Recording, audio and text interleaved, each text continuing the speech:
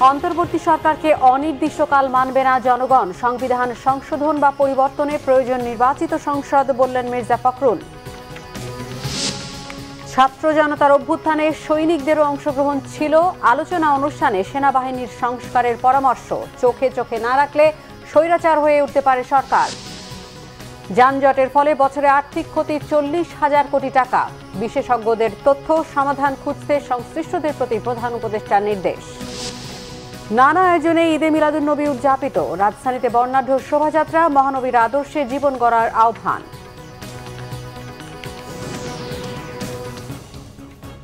দেখছিলেন crown cement সংবাদ শিরোনাম, এবারে বিস্তারিত। বিএনপির মহাসচিব মির্জা ফখরুল ইসলাম আলমগীর বলেছেন, অন্তর্বর্তীকালীন সরকার অনির্দিষ্টকালের জন্য হলে জনগণ তা মেনে নেবে না। সরকারে থেকে রাজনৈতিক দল গঠন করলে সরকার নিরপেক্ষতা হারাবে। সংবিধান সংশোধন বা পরিবর্তন করতে হলে নির্বাচিত সংসদ লাগবে বলে মন্তব্য করেন তিনি। জাহাঙ্গীর আকান্দার রিপোর্ট। ঢাকা রিপোর্টার্স ইউনিটিতে জাতীয় সমাজতান্ত্রিক দল জেএসডির আলোচনার সভায় বিএনপির মহাসচিব মির্জা ফখরুল ইসলাম আলমগীর বলেন, যারা আন্দোলনে নিহত ও আহত হয়েছেন তাদের ক্ষতিপূরণ দিতে হবে। যেসব মিথ্যা ও হয়রানিমূলক মামলা করা হয়েছে তা প্রত্যাহার করতে হবে। দেশ গঠনের জন্য ছাত্র জনতা যে সুযোগ তৈরি করে দিয়েছেন তা নস্যাৎ করতে অনেকে বিভ্রান্তিমূলক কথা বলছেন বলে মন্তব্য করেন মির্জা ফখরুল। সেটা কখনোই জনগণের মতামত ছাড়া সম্ভব নয়। তার জন্য একমাত্র জায়গা হচ্ছে পার্লামেন্ট। তার জন্য সত্যিকার অর্থেই একটি নিরপেক্ষ সরকার নির্বাচন করা যায়। সেই নির্বাচনের পরেই যারা নির্বাচিত হবেন তারা সিদ্ধান্ত নেবেন যে কোন পরিবর্তনগুলো দরকার। এটা কি আপনার শুধু পরিবর্তনের দরকার না, আবার নতুন করে লিখতে হবে? আমাকে প্রশ্ন নিয়ে আসছেন আজকে, নতুন করে লিখতে হবে নাকি একেবারেই বাতিল করে নতুন সংবিধান আনতে হবে? সেটা সেই পার্লামেন্টই সিদ্ধান্ত নেবে আমরা বিশ্বাস।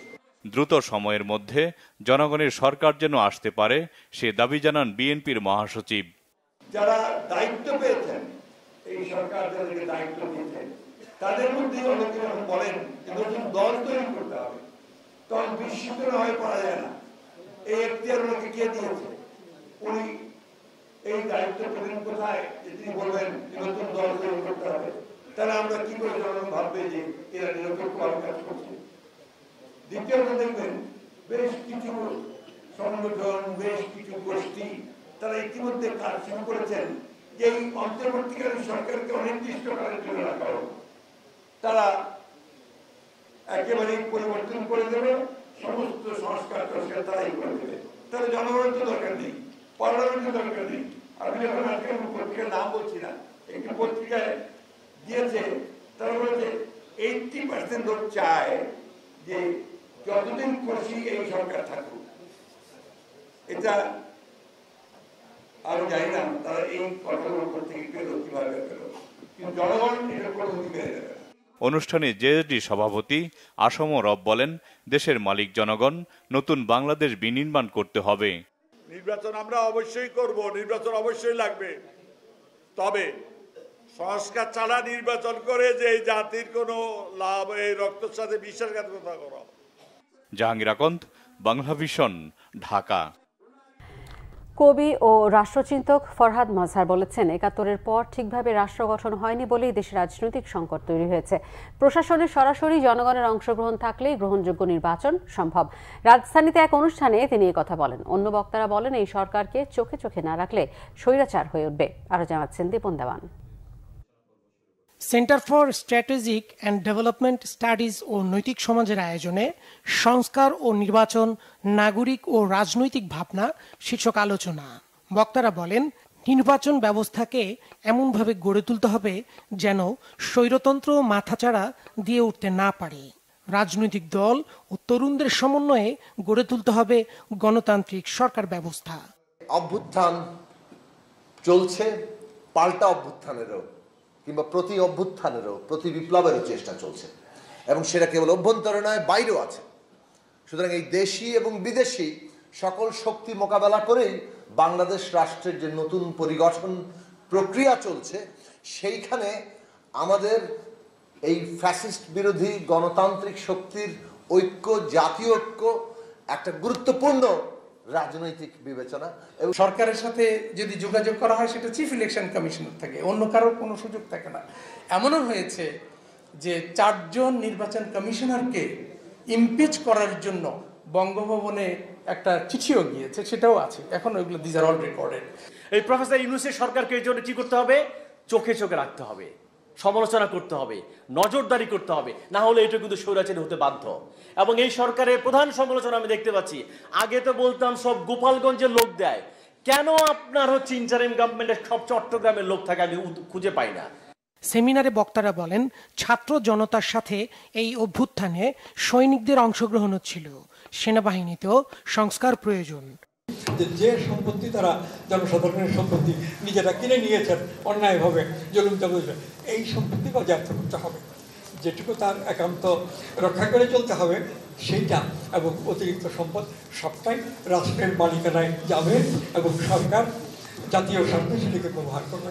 যদি সেনাবাহিনী বুঝতে আমরা আয়নাঘর বুঝি, সেনাবাহিনী বুঝতে আমরা গুমঘর বুঝি, তাহলে আজকে তরুণরা সেনাবাহিনীর প্রতি যেই ঘৃণাটা, যেই খারাপ ধারণাটা তাদের ডেভেলপ করবে, এটা ভয়ঙ্কর, এটা আমরা হতে দিতে পারি না। ফলে আয়নাঘরকে প্রকাশ করতে হবে।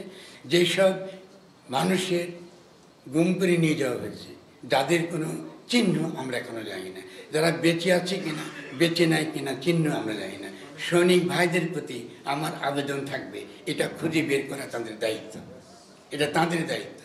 কারণ আমরা চাই না সেনাবাহিনীকে কোনো প্রকার আমাদের ইতিহাসে বিতর্কিত রাখতে।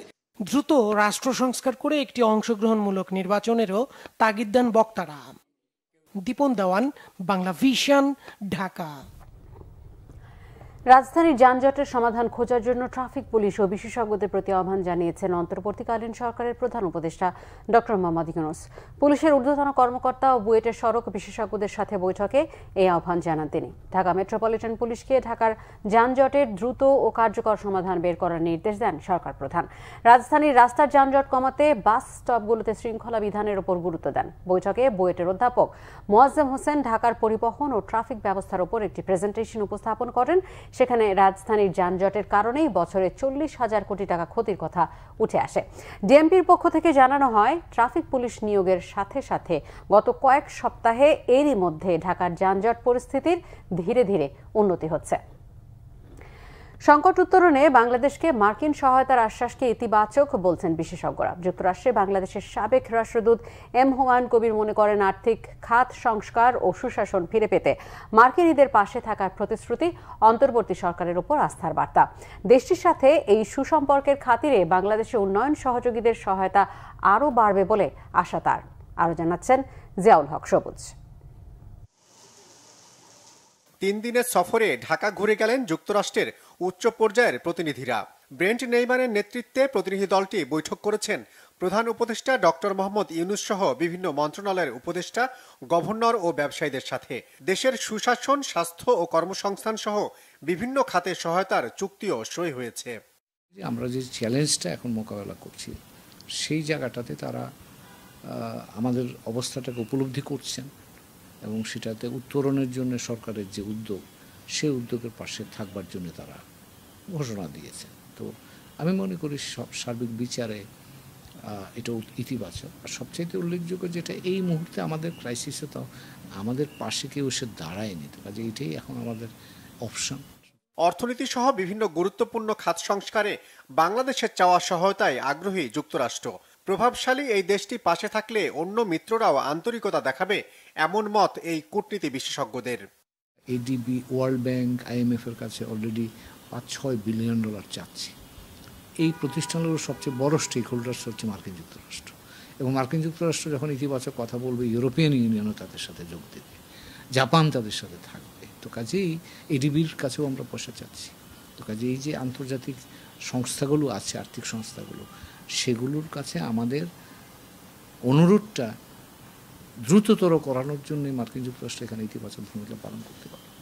পাচার হওয়া অর্থ দেশে ফেরানো সহ বিভিন্ন খাতে মার্কিন কারিগরি সক্ষমতা বেশ কাজে দেবে, এমন আশা তার। ব্যাংকিং ক্রাইসিস বলেন, আপনি বৈদেশিক মুদ্রা ক্রাইসিস বলেন, বিদেশে টাকা পাচার হওয়ার বিষয়ের মতো বিষয়গুলো আছে। তো এই বিষয়গুলো তো নতুন আমাদের জন্য, কাজে অনেক জায়গায় আমাদের অভিজ্ঞতার ঘাটতি আছে। তো সেই ক্ষেত্রে মার্কিন যুক্তরাষ্ট্রের মতো একটা দেশ যাদের টেকনিক্যাল সক্ষমতা আছে বা কারিগরি সক্ষমতা আছে, অর্থনৈতিক সক্ষমতা আছে, গুড প্র্যাকটিস আছে তাদের, এবং তারা ইচ্ছা করলে বাইরের অন্যান্য দেশ থেকেও সেই ভালো দৃষ্টান্তগুলো আমাদের সাথে শেয়ার করতে পারে, যেগুলো আমাদেরকে এই এখনকার সংকট উত্তরণে সাহায্য করতে পারে এবং ভবিষ্যতে একটা সংস্কার প্রক্রিয়া সম্পন্ন করে একটা গণতান্ত্রিক ব্যবস্থা, টেকসই গণতান্ত্রিক ব্যবস্থা প্রত্যাবর্তনের সুযোগটা তৈরি করতে পারে। দীর্ঘদিন ঝুলে থাকা রোহিঙ্গা প্রত্যাবাসনেও আশা দেখছেন বিশ্লেষকরা। টেকসই হচ্ছে না। জিয়াউল হক সবুজ, বাংলা ভিশন, ঢাকা। রাজধানীর যাত্রাবাড়ী থানার সাবেক ওসি আবুল হাসানকে গ্রেফতার করেছে পুলিশ। বিকেলে টেকনাফ থেকে তাকে হত্যা মামলায় গ্রেফতার করা হয়। ৫ আগস্ট ছাত্র জনতার আন্দোলনের সময় রাজারবাগ পুলিশ লাইন্সের উপপরিদর্শক ময়নাল হোসেন ভূঁইয়ার ছেলে ইমাম হাসান তাইমকে গুলি করে হত্যার অভিযোগে রাজধানীর যাত্রাবাড়ী থানায় তার নামে মামলা হয়। এদিকে শেখ হাসিনার পদত্যাগ ও দেশ ত্যাগের মধ্য দিয়ে আওয়ামী লীগ সরকারের পতনের পর পুলিশে ব্যাপক রদবদল হয়। যাত্রাবাড়ী থানার দায়িত্ব থেকে সরিয়ে এপিবিএন টেকনাফে বদলি করা হয়েছিল যাত্রাবাড়ী থানার সাবেক ওসি আবুল হাসানকে। মিথ্যা বিতাড়িত করে সত্যের মশাল জ্বালাতে আজকের দিনেই জন্মগ্রহণ করেন বিশ্ব মানবতার মুক্তির দূত হযরত মুহাম্মদ সাল্লাল্লাহু আলাইহি ওয়াসাল্লাম। একই দিন 12 রবিউল আউয়ালেই তিরোধান করেন বিশ্ববাসীর জন্য রহমত স্বরূপ এই মহামানব। সকাল থেকেই র্যালি সহ নানা আয়োজনে ধর্মীয় ভাব গাম্ভীর্যের মধ্য দিয়ে বিভিন্ন সংগঠন পালন করেছে পবিত্র ঈদে মিলাদুন্নবী। রাজধানীতে আলোচনা সভায় বক্তারা বলেন, 1400 বছর আগেই বৈষম্যহীন সমাজ গড়তে কোরআনী ফর্মুলা দিয়ে গেছেন সাইয়্যিদুল আম্বিয়া। তার আদর্শ বাস্তবায়নেই সমাজ আলোকিত হবে বলেও মনে করেন ইসলামী চিন্তাবিদরা। Mamun Abdullah report.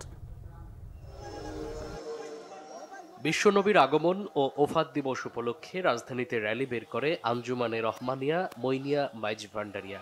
র্যালিটি engineers institute থেকে শুরু হয়ে শাহবাগ ঘুরে আবার পূর্বের জায়গায় গিয়ে শেষ হয়।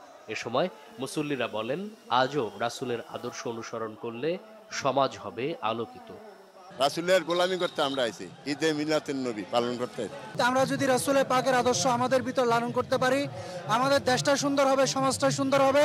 সবাইকে বলবো সবাই নবী আদর্শে ফিরে এসে দেশকে সুন্দরভাবে এগিয়ে নেওয়ার জন্য। এর আগে ইঞ্জিনিয়ার্স ইনস্টিটিউট মিলনায়তনে আলোচনা সভার আয়োজন করে সংগঠনটি।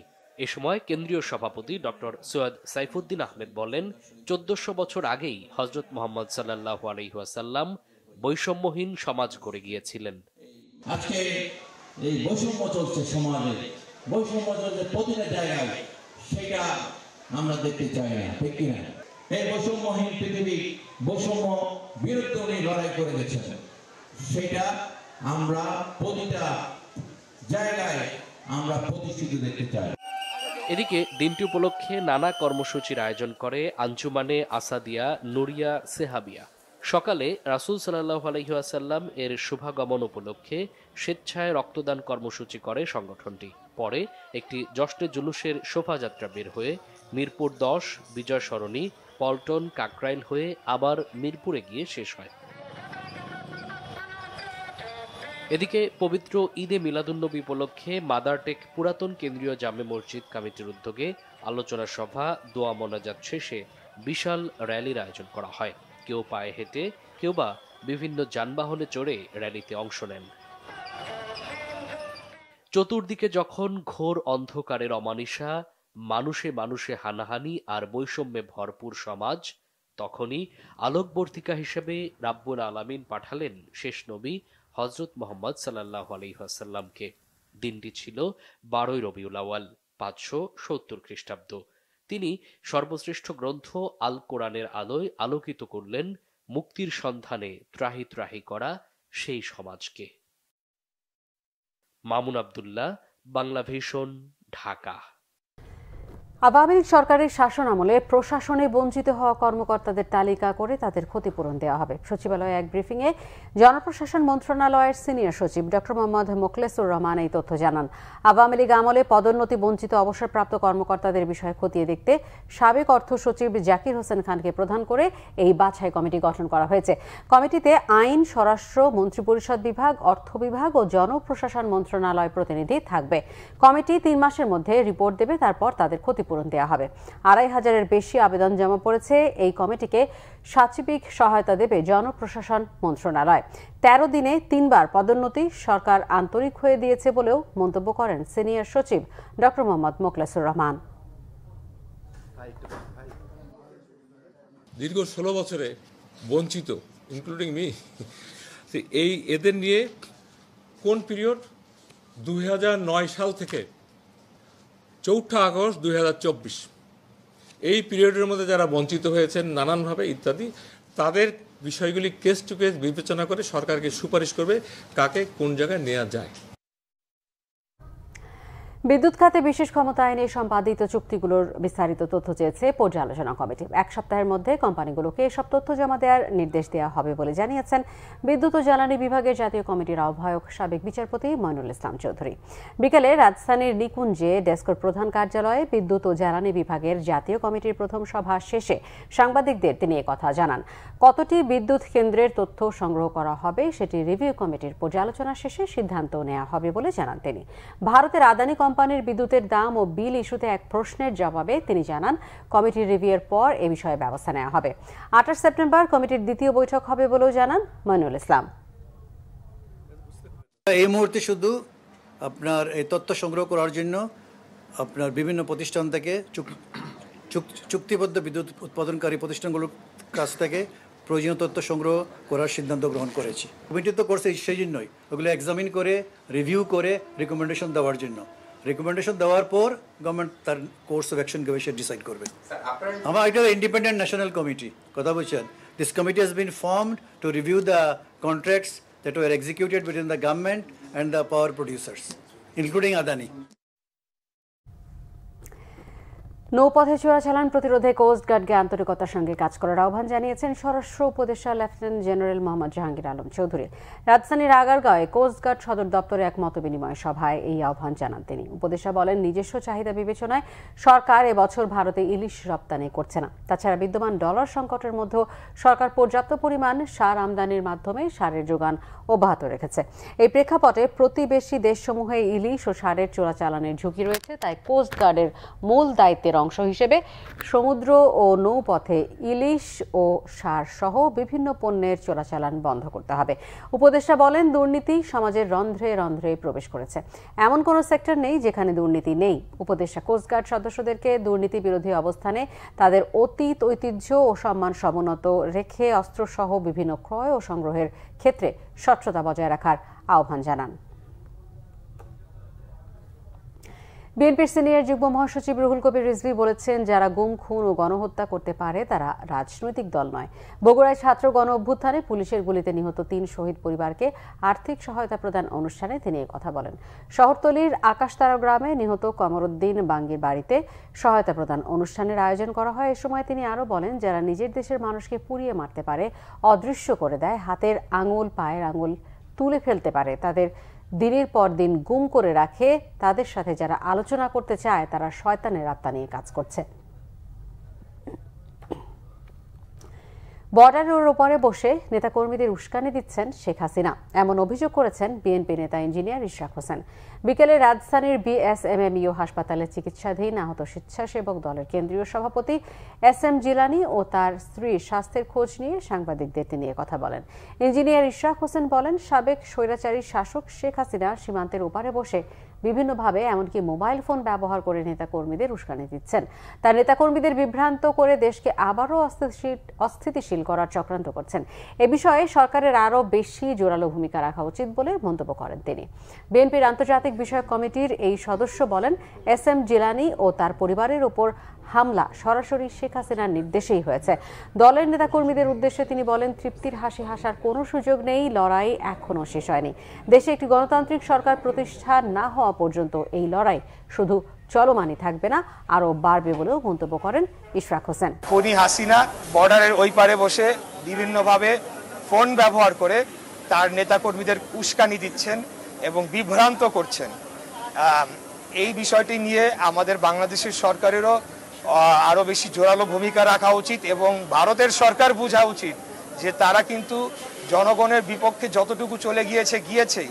এখন যদি তারা একজন স্বীকৃত গণহত্যাকারীকে তাদের দেশে আশ্রয় দিয়ে এবং বিভিন্ন সুযোগ সুবিধা দেয় যাতে করে সে আবার একটা অরাজকতা, অস্থিতিশীল বাংলাদেশ তৈরি করতে পারে, সেটা তাদের জন্য চরম ভুল হবে। জাতীয় পার্টির চেয়ারম্যান গোলাম মোহাম্মদ কাদের বলেছেন 2014, 18 এবং 24 সালের নির্বাচন সঠিকভাবে হয়নি। জাতীয় পার্টিকে এসব নির্বাচনে অংশ নিতে ব্ল্যাকমেইলের পাশাপাশি নানাভাবে জোর করা হয়েছে বলেও অভিযোগ করেন তিনি। জিএম কাদের বলেন 2014 সালের নির্বাচনে তাকে টেকনোক্র্যাট মন্ত্রী করার অফার দিয়েছিল আওয়ামী লীগ। সেই নির্বাচনে বিএনপি না আসায় জাতীয় পার্টির অনেকেই মনোনয়ন প্রত্যাহার করেছিলেন জানিয়ে জাতীয় পার্টির চেয়ারম্যান আরও বলেন 2018 হোসেন মোহাম্মদ এরশাদকে আটক করে রেখেছিল আওয়ামী লীগ।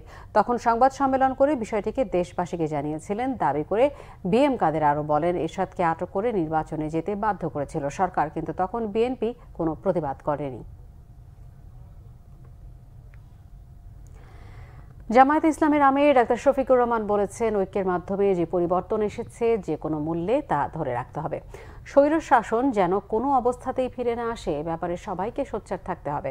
সোমবার বিকেলে টাঙ্গাইলে বৈষম্য বিরোধী ছাত্র আন্দোলনে শহীদদের মাগফিরাত কামনা, আহত এবং শহীদ পরিবারের সাথে মতবিনিময় ও দোয়া অনুষ্ঠানে প্রধান অতিথির বক্তব্যে তিনি এসব কথা বলেন। ডক্টর শফিকুর রহমান বলেন ঐক্যবদ্ধ থাকলে কেউ মাথায় কাঁঠাল ভেঙে খেতে পারবে না।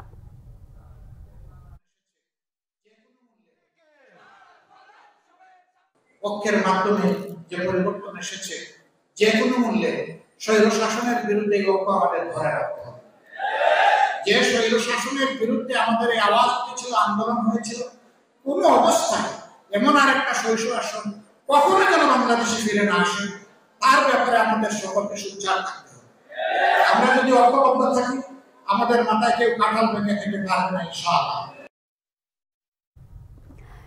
আগামী জাতীয় সংসদ না হওয়া পর্যন্ত সব রাজনৈতিক দলকে ঐক্যবদ্ধ থাকার আহ্বান জানিয়েছেন বৈষম্য বিরোধী ছাত্র আন্দোলনের অন্যতম সমন্বয়ক সার্জিস আলম। বিকেলে রংপুর কেন্দ্রীয় শহীদ মিনার এলাকায় শহীদ পরিবারের সাথে সাক্ষাৎ ও দুর্নীতি, চাঁদাবাজি, সন্ত্রাসের বিরুদ্ধে ছাত্র নাগরিক মতবিনিময় সভায় তিনি এই আহ্বান জানান। বলেন গত 16 বছর ধরে স্বৈরাচারী আওয়ামী লীগ সরকার হটাতে রাজনৈতিক দলগুলো নানা কর্মসূচি পালন করলেও তা সফল হয়নি। 2024-এর ছাত্র জনতার অভ্যুত্থানে ফ্যাসিস্ট আওয়ামী লীগ সরকারের পতন হয়েছে। এই 24-এর অভ্যুত্থানে আমরা যেমন আমাদের রাজনৈতিক যে দল, রাজনৈতিক যে আদর্শ, সেগুলোকে এক পাশে রেখে কাঁধে কাঁধ মিলিয়ে ওই রাজপথে নেমেছিলাম, একইভাবে ওই ফ্যাসিস্টদের দোসরদেরকে প্রতিহত করার জন্য যতদিন না এই বাংলাদেশে একটি সুষ্ঠু নির্বাচনের মাধ্যমে জনগণের সরকার আসছে ততদিন পর্যন্ত সকল রাজনৈতিক দলকে ঐক্যবদ্ধভাবে ফ্যাসিস্টের সকল দোসরকে প্রতিহত করতে হবে। জশ্নে জুলুস, র্যালি, আলোচনা সভা, মিলাদ ও দোয়া মাহফিলের মধ্য দিয়ে ঈদে মিলাদুন নবী পালন হয়েছে দেশের বিভিন্ন জায়গায়। চট্টগ্রামের 16 শহরে জামিয়া আহমদিয়া সুনিয়া মাদ্রাসা থেকে বিপুল লোকের অংশগ্রহণে জশ্নে জুলুস বের হয়। এতে নেতৃত্ব দেন সৈয়দ মোহাম্মদ সাবির শাহ। জুলুসকে কেন্দ্র করে বিভিন্ন সড়ক মোড়ে সুসজ্জিত তোরণ করা হয়। নারায়ণগঞ্জ জশ্নে জুলুসের নেতৃত্ব দেন বাংলাদেশ আহলে সুন্নাত ওয়াল জামাতের সভাপতি ও বাংলাদেশ ইসলামিক ফ্রন্টের চেয়ারম্যান সৈয়দ বাহাদুর শাহ মোজাদ্দেদ আল আবেদি। শহরের নিতাইগঞ্জ বায়তুল ইজ্জত নামে মসজিদের সামনে থেকে শোভাযাত্রা বের হয়ে বিভিন্ন সড়ক ঘুরে আসে। সিলেটে জশ্নে জুলুস করেছে গাউসিয়া কমিটি। হযরত শাহজালাল রহমাতুল্লাহ আলাইহির মাজার প্রাঙ্গণে দোয়ার মাধ্যমে শুরু হয় জশ্নে জুলুস। শোভাযাত্রা, হামদ, নাত, গজল ও আলোচনা সভার মধ্য দিয়ে ঈদে মিলাদুন্নবী উদযাপন করা হয় রংপুরে। নগরীতে বিভিন্ন সংগঠন আলাদা শোভাযাত্রা করেছে। ফেনীতে ঈদে মিলাদুন্নবী পালনে বর্ণাঢ্য র্যালি বের করে বারাহিগুনি, দরবার শরীফ, চেরাগি, চিশতি মঞ্জিল। শোভাযাত্রার নেতৃত্ব দেয় দরবার শরীফ। আহলে সুন্নাত ওয়াল জামাতের আয়োজনে খাগড়াছড়ি কেন্দ্রীয় ঈদগাহ মাঠ থেকে জশ্নে জুলুসের র্যালি বের করা হয়। সংবাদ শেষ করব শিরোনামগুলো আরও একবার জানিয়ে। অন্তর্বর্তী সরকারকে অনির্দিষ্টকাল মানবে না জনগণ। সংবিধান সংশোধন বা পরিবর্তনে প্রয়োজনে নির্বাচিত সংসদ, বললেন মির্জা ফখরুল। ছাত্র জনতার অভ্যুত্থানে সৈনিকদেরও অংশগ্রহণ ছিল। আলোচনা অনুষ্ঠানে সেনাবাহিনীর সংস্কারের পরামর্শ, চোখে চোখে না রাখলে স্বৈরাচার হয়ে উঠতে পারে সরকার। যানজটের ফলে বছরে আর্থিক ক্ষতি 40,000 কোটি টাকা, বিশেষজ্ঞদের তথ্য। সমাধান খুঁজতে সংশ্লিষ্টদের প্রতি প্রধান উপদেষ্টার নির্দেশ। নানা আয়োজনে ঈদে মিলাদুন্নবী উদযাপিত। রাজধানীতে বর্ণাঢ্য শোভাযাত্রা, মহানবীর আদর্শে জীবন গড়ার আহ্বান।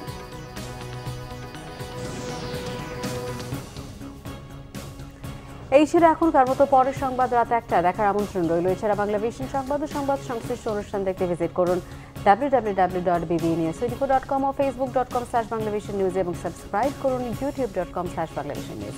ধন্যবাদ সবাইকে।